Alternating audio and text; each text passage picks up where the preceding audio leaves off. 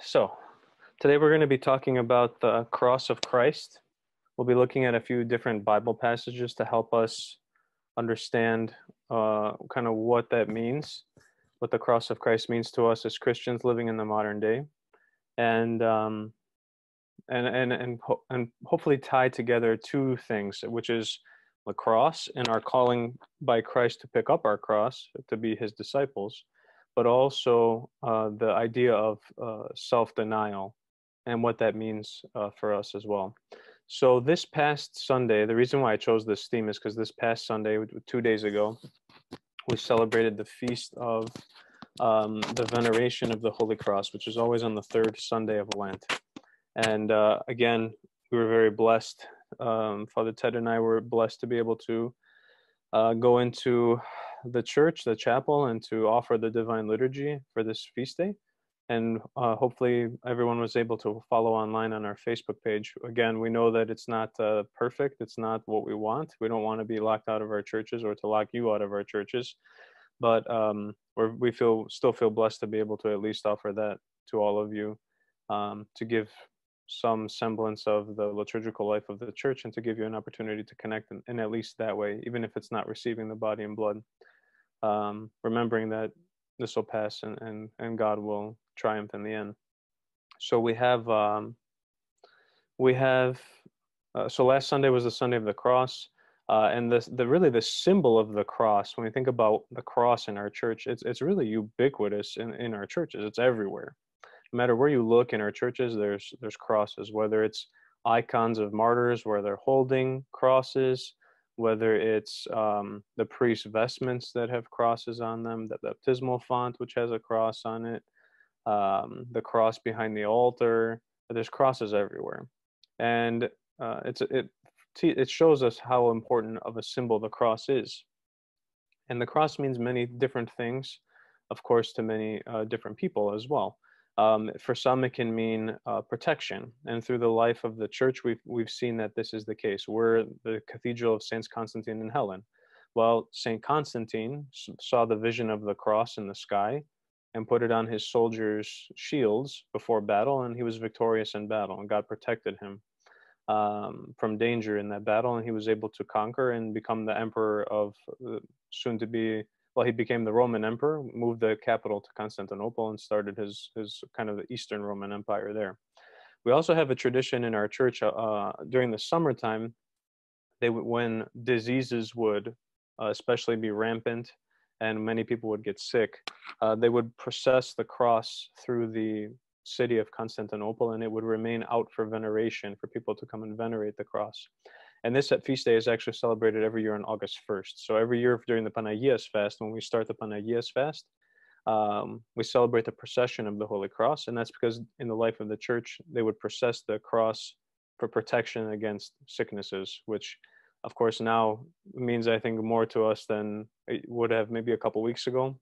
I think we realize what that, what that's like. It's kind of hard to imagine going through an epidemic or a pandemic until you've been through one. So Christians in that time turned to the cross for protection. It's also a symbol of our allegiance to Christ. Think of our baptisms when the priest literally asks, do you unite yourself to Christ? Or in some books it says, do you pledge allegiance to Christ? And in the baptism service, the child or the adult has the sign of the cross made over them many times. It's not just when they're chrismated, it's not just receiving their cross, it's the priest in the beginning of the service makes the sign of the cross over them. He actually blows the sign of the cross with it like that over their heads. The sign of the cross is made many times.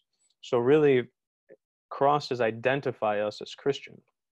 We see this even in political things. For example, we're Greek. The Greek flag has a cross on it. That's an immediate identifier that Greece is a Christian country. We also have hospitals. Many hospitals symbols or medicine symbols, pharmacies in Europe. If you go to Greece, for example, if you see a green cross, that means you're at a pharmacy. Well, that's because pharmacies or hospitals for sure were in the beginning Christian institutions. St. Basil started hospitals. So it's an identifier. The cross is an identifier that something is Christian. So for some, it can be our identity as Christians, and then the last one I would point out is also hope and anticipation. Because of the death and resurrection of Christ, we, sorry, I just want to make sure everyone's muted here. Mute all. Very good. We have the death and resurrection of Christ, which we're getting ready to celebrate in our church very shortly. So the cross becomes a symbol of our hope, a symbol that through Christ's own death and resurrection, that he has conquered death itself, and that we do have something to anticipate even beyond this life. So in addition to all of these things, which are great, we also heard the words of Christ last Sunday, Father Ted reading the gospel passage for us, and Christ tells us in the scriptures that if we want to follow him, if we want to be his disciples, we have to deny ourselves and pick up our cross. So in the words of Christ, these two ideas, which I pointed out at the beginning, self-denial and the cross, are linked together. And this connection is really critical for our understanding of what the cross means and how we're supposed to pick it up to be true disciples of the Lord. So we're going to look at a few passages today that have to do with these two things, the cross and self-denial, so that we can see why self-denial is important. Because I think we live in an age where the concept of self-denial is very outlandish, I would say. So let's look into it today, kind of get an idea of what it means for us as Christians in the modern day world, why it's important, and how we can do it also, which is very also important. The first passage we're going to look at, actually, we're going to go to the Old Testament. I said in one of my previous talks that I love the Old Testament, and this is no exception. So we're actually going to start at one of the very beginnings of the Old Testament, and I'm hoping I'll be able to share my screen with you guys for those who want to follow along. Let me see if this works. All right, I'm hoping you guys can see that. So this is Genesis chapter 3, and this is the temptation and fall of mankind. So I'll read through up until a point, and then I'll explain a few things that I think are important. So Genesis 3, we have, now the serpent was more cunning than any beast of the field which the Lord had made. So this is after the creation of the world, after the creation of mankind. Everything's going great in the garden, no problems. And now there's this serpent who is very cunning. And he said to the woman, "Has God indeed said, you shall not eat of every tree of the garden?" And the woman, being Eve, said to the serpent, "We may eat the fruit of the trees of the garden, but of the fruit of the tree which is in the midst of the garden, God has said, you shall not eat it, nor shall you touch it, lest you die." Then the serpent said to the woman, "You shall not surely die, for God knows that in the day you eat of it, your eyes will be opened, and you will be like God, knowing good and evil." So when the woman saw that the tree was good for food, that it was pleasant to the eyes, and a tree desirable to make one wise, she took of its fruit and ate. She also gave to her husband with her, and he ate. Then the eyes of both of them were opened, and they knew that they were naked, and they sewed fig leaves together and made themselves coverings. Now, a few important points there. Many, I think, interpret this passage, or they read this passage, and they think that God is very harsh on Adam and Eve, that, they made a mistake. Why is God punishing them so severely? Why is God being mean to Adam and Eve? They just did one little thing wrong.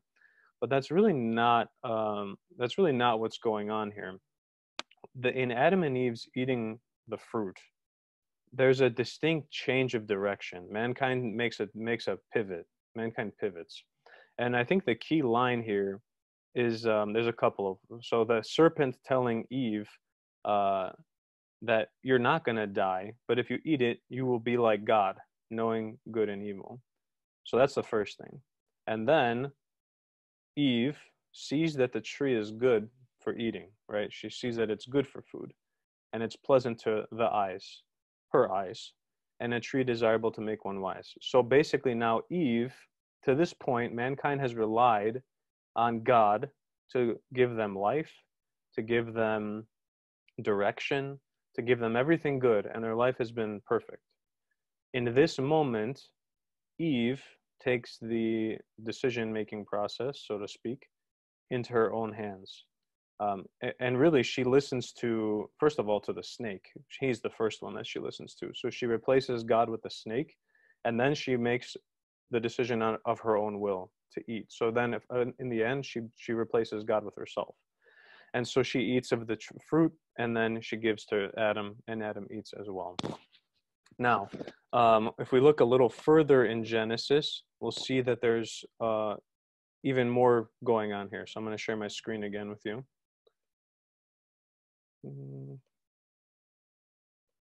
Sorry, 1 second here. Nope. All right. Now, verse 22. This is Genesis chapter 3, verse 22. Then the Lord God said, behold, the man has become like one of us, to know good and evil. And now, lest he put out his hand and take also the tree of life and eat and live forever. Therefore the Lord God sent him out of the Garden of Eden to till the ground from which he was taken. So he drove out the man, and he placed cherubim at the east of the Garden of Eden, and a flaming sword which turned each way to guard the way to the tree of life. So there's a lot going on there. So God sends them away. That's kind of the big climactic event of that chapter there, of that passage. But I think just as important as the result is what is the reason why God does it. So God is now talking within himself, right? It's interesting because it uses the plural. You know, God is having a discussion within himself, which is an image of the Trinity, right? That God is three persons, Father, Son, and Holy Spirit.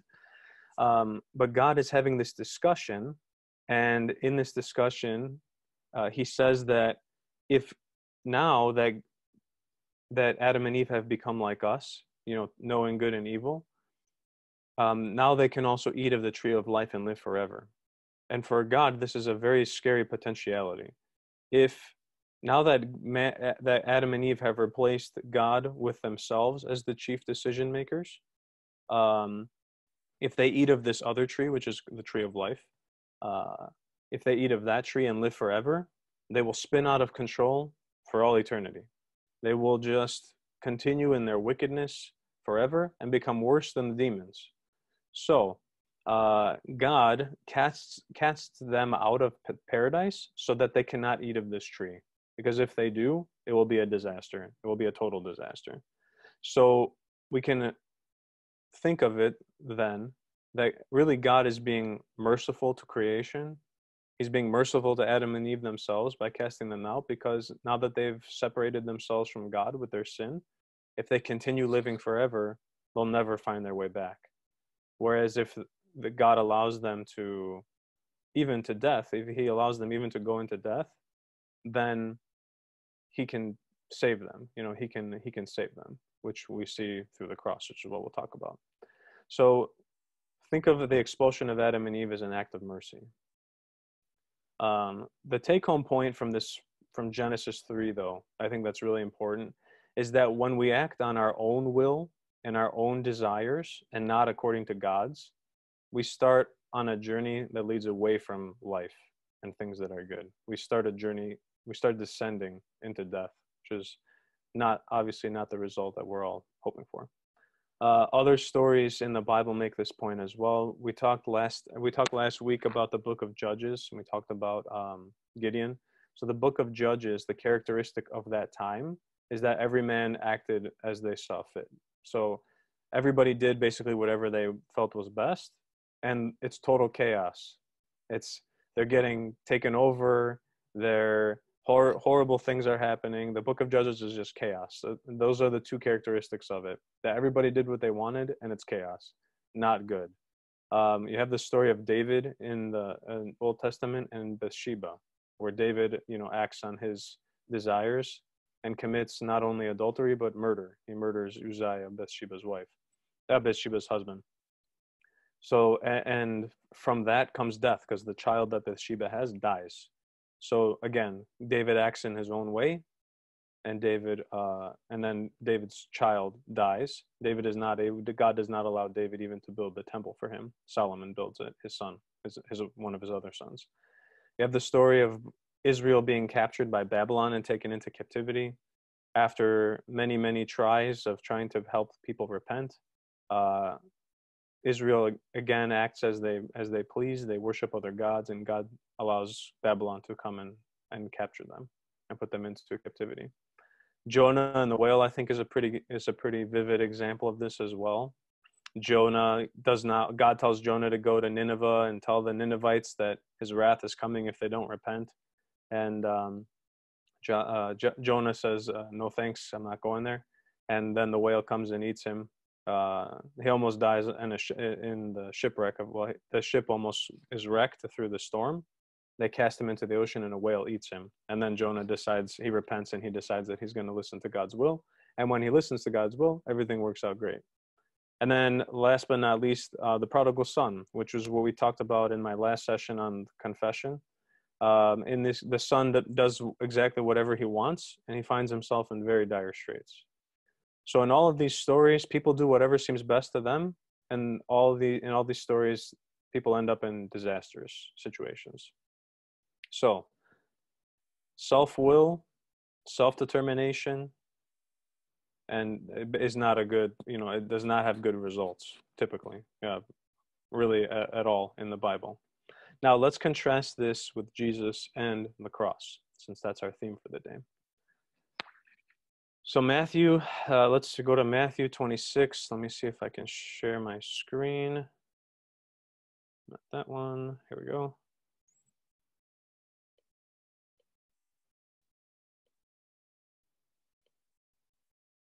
Matthew 26, 36 to 46. And this is Jesus before his passion, praying in the Garden of Gethsemane. Then Jesus came with them to a place called Gethsemane and said to the disciples, "Sit here while I go and pray over there." And he took with him Peter and the two sons of Zebedee, and he began to be sorrowful and deeply distressed. Then he said to them, "My soul is exceedingly sorrowful, even to death. Stay here and watch with me."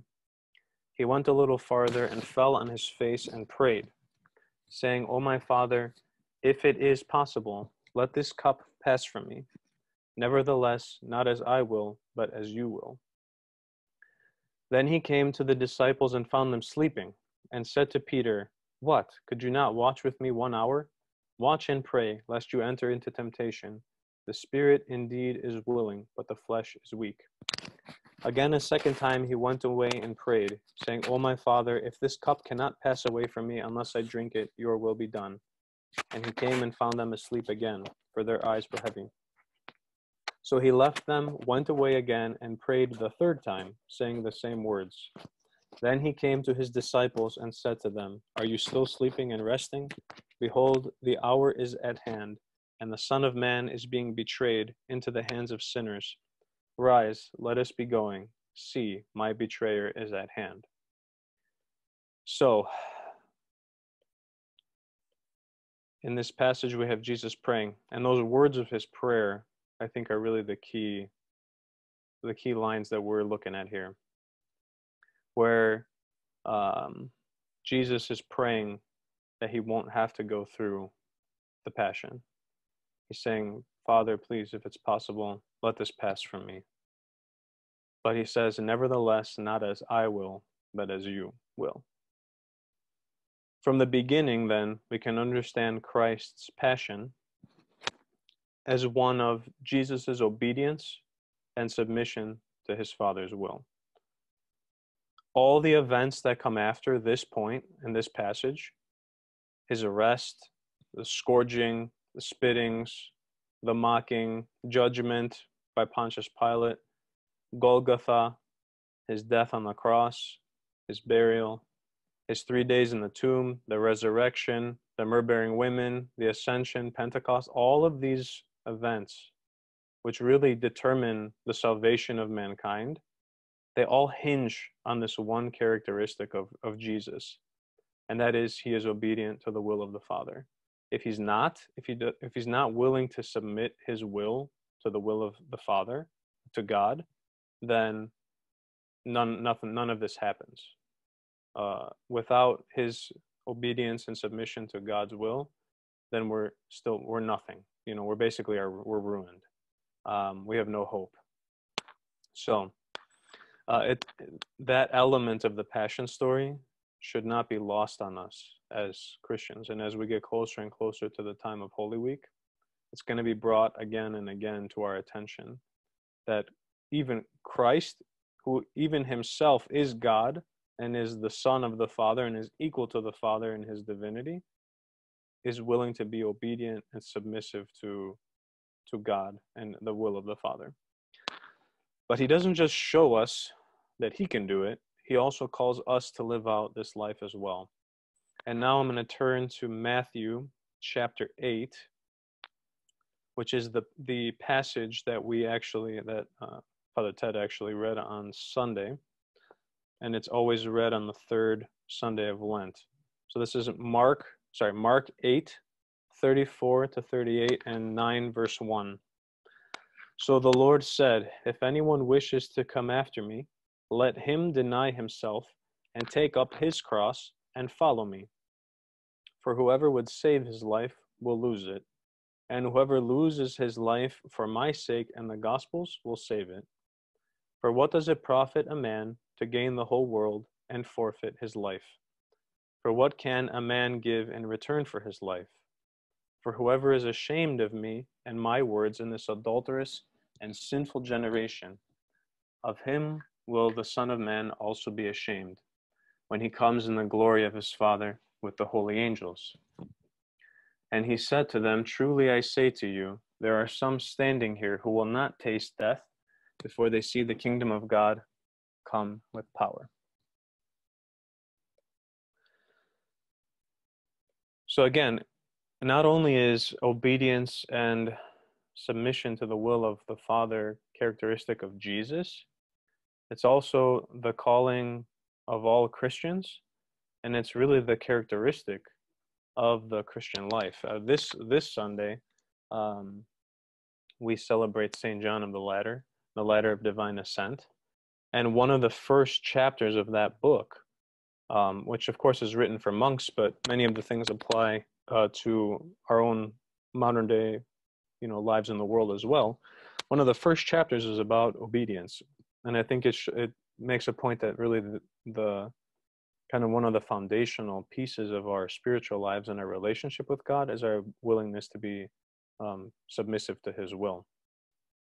Now, what makes this particularly challenging in today's world is the social conditions in which we live. And I'm not gonna try to just badmouth the world we live in or just make things seem like they're really bad. But I'm gonna try to hopefully show that this is like a real thing. It's not just my own, being bitter as a priest that we have so many struggles in our modern day lives with spirituality and faith. But there's a modern day philosopher whose name is Charles Taylor, and he wrote a 900-page book about secularism and what it means and how over time the word secular has changed meanings and how it shows kind of how our society and our world has changed over time. And I think it's important for us to at least see these things and acknowledge that, some of these things are certainly going on. So his point basically is that over time, society has pushed out God out of society. And, while this can be hard to justify or quantify, Taylor lays out that there's basically been 3 ages of secularization. So in secular 1, which is like the earliest time, secular and sacred coexisted. They were 2 parts of the same world. For example, a priest was sacred, meaning pertaining to God and the church, and secular would be like a farmer. A farmer's work is not secular, or is not sacred, but it's secular, and those 2 things work together. The sacred supported the secular supported the sacred. It was all part of the same world. In this world, people believed that the world was enchanted, meaning that people had experiences of the supernatural and the transcendent. So this was secular 1.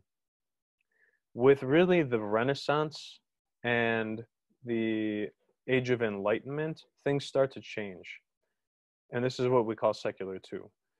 Now, in secular two, there's a clear division between sacred and secular, and mankind becomes more dependent on science, technology, and reasoning. And again, I'm not trying to sound like the bitter, preacher man, to say that these things are bad. These things are gifts in themselves. But this is where really the polemic, the polemic relationship between the sacred and the secular begins. This is really what we can also say is the rise of humanism, where now instead of focusing on God as a source of moral and existential value, meaning like value that we just find in life, in our own lives, now we're turning to ourselves. Mankind is kind of looking at our own situation and our own lives and drawing value from ourselves instead of from God. Now, that's secular too. Now, we, in Taylor's opinion, we live in what we call secular three. And in secular three, the sacred has been kind of completely pushed out of society. In other words, our default frame is one focused on the immanent, which is the things that are around us. Now, that doesn't mean that faith and belief in transcendent experiences don't exist anymore, because clearly they do. We are Christian. We believe in God, and we believe in the scriptures, and et cetera, et cetera, et cetera. But even in our own faith, according to Taylor, we are always haunted by the possibility that there's really nothing out there. And he presents the other side, which is that people who don't believe in God are haunted by the possibility that there is a God. And so we're kind of just all haunted by the possibility that the other side is right. Now, what's more important than that, and we can talk for hours about that, and that, to me, that's not as important. What's important about our discussion today is that in secular three, the characteristic of this age is that each person decides for themselves the most authentic way to live. And I think we see that in catchy phrases that become popular in our society, like, you do you only live once, you have to decide, for yourself, your own truth, this is my truth, things like that. That really each person now has become the moral source and the existential source for themselves. So what we see is that the basic character in this model, which again is not like scientifically proven, it's a philosophical idea, but I think we can all see elements of this being true, is that each person kind of makes their own value. Even people who believe and who are faithful to God do it because out of their own choice to flourish internally, because that's what in a secular three, what's important is like internal flourishing, not so much like the wellness of the community and things like that. So if this is the world that we're living in, then we can think of the basic characteristic of this world as the very sin that Adam and Eve committed in the garden, which was that they decided that they were the ones calling the shots now and not God. So in order for us to pick up our cross now, we have to figure out a way to do that in this world. How do we submit and obey to the will of God in a world where we are trained from the beginning to make our own choices and to find value where we see fit and not where God sees fit? And I think that's difficult. And I think that's why a lot of people struggle with matters of faith. And I think that's why a lot of people struggle with, believing the stories they hear in the scriptures or from the lives of the saints or from whatever it may be. Is that there is this tension between following God and following ourselves and finding value in our own, in things that we find value in too. So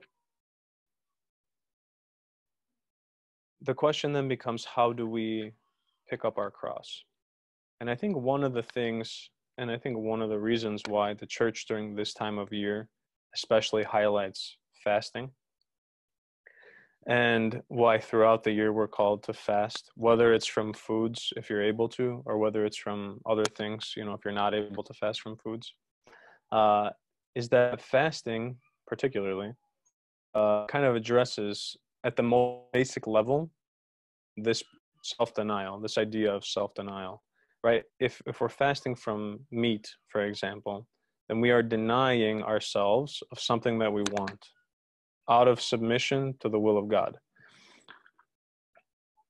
We may think that it seems trivial. We may seem that, I remember my father-in-law told me once of a discussion that he had with someone at his parish in Salt Lake, where they were out to dinner, and they were talking about fasting. And this gentleman that my father-in-law was with became very adamant that he doesn't fast because it's not in the scriptures, it's not in the Bible. So again, he was deciding for himself whether to fast or not to fast. But when we submit ourselves to this program of fasting, in whatever form that is, based on what your spiritual father tells you, again, the calling is to deny yourself of something that you want out of obedience and submission. So it kind of begins to train us. Begins to train ourselves to choose God over ourselves. So, and if we can't, basically the idea is to start with something small like food, so that when we get to something bigger in life, like, for our teens, if we think about like, our young people, the many difficult decisions that they have to navigate, they will at least have the training in that, even in those small things, to be able to make bigger decisions well. We see in the stories of the martyrs, for example, right, the decision whether to die for Christ or to live, without Christ. So that's a kind of an extreme example. But in our modern day life, we have many decisions where we have to choose between God and ourselves. And so fasting kind of begins to address that and train ourselves really to start deciding and choosing God instead of our own will. The example I always tell kids about fasting and why fasting is important is, if I can't say no to a piece of pepperoni pizza, how am I going to say no when something really difficult comes, when something really challenging comes on my plate? If I can't say no to eating a cheeseburger on a Wednesday or a Friday, then how am I going to be able to choose God when the situations are really critical?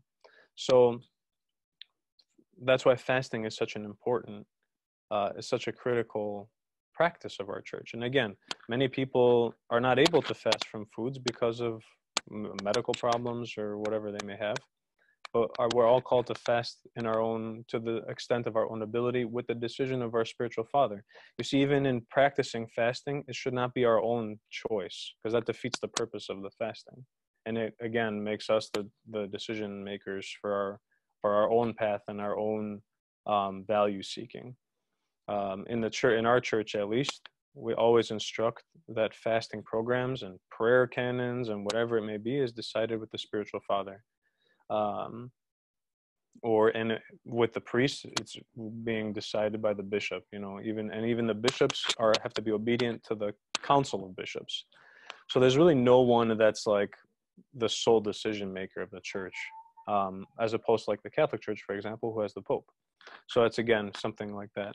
So, I don't think fasting necessarily is like the end all be all. And if we fast perfectly, then we're gonna, always choose God the right way. But it's something it's a tool the church gives us to train us to start making those little decisions, kind of walking back to the Father as opposed to walking away from him. That self-denial and that life of self-denial, if we can enter into it in its fullness over time, is really what the cross is about.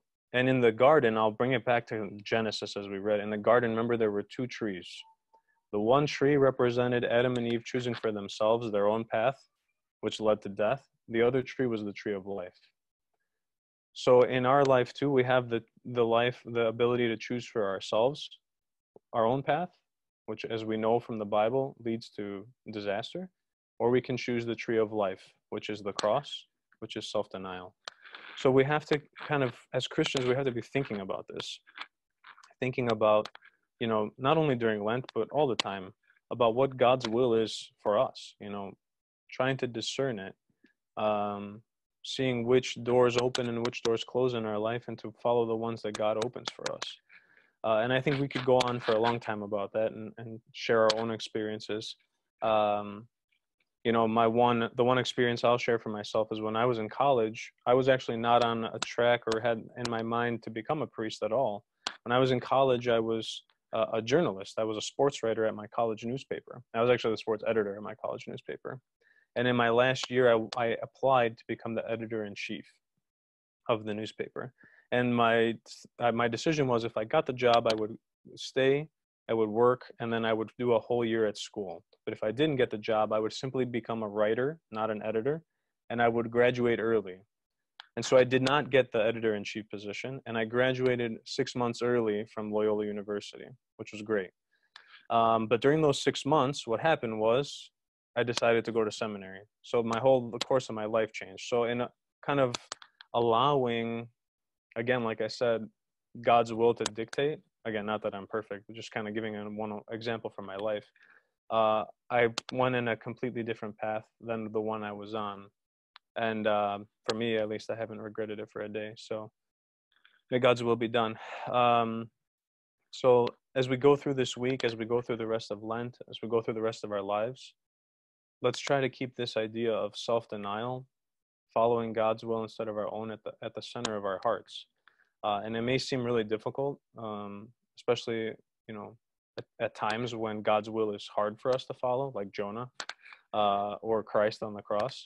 We may feel at times like we're being crucified, but as we all heard at our baptisms, although we probably don't remember it because we were babies, when we're baptized into Christ, we're baptized into his death. That death, though, leads to life eternal. So those are my thoughts today on the cross, self-denial, why it's important, and kind of how to do it, or at least start out through fasting. I'm going to unmute you all in case there's any questions. If you do have some background noise, you can mute yourself. Otherwise, you guys are all free now to ask any questions if you have any.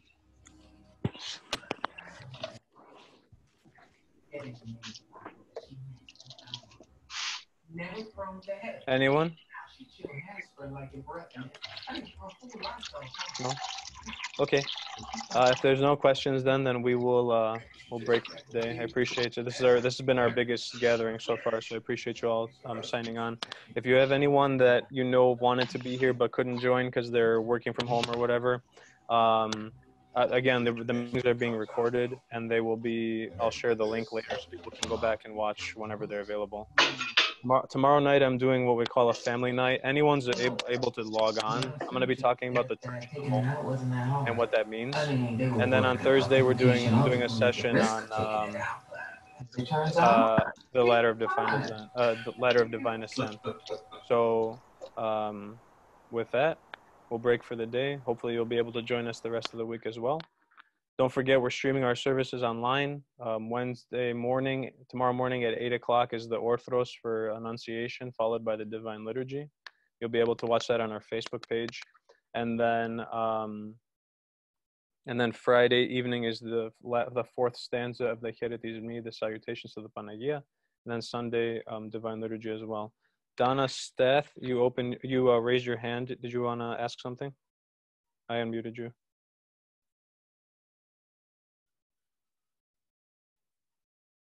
No? Okay. All right. Very good. In that case, we'll dismiss. May God bless you all. Have a beautiful day. And God willing, we'll see you guys on the stream tomorrow morning for liturgy, and then tomorrow night, if you're able, for the family night webinar as well. All right. Take care. God bless everyone.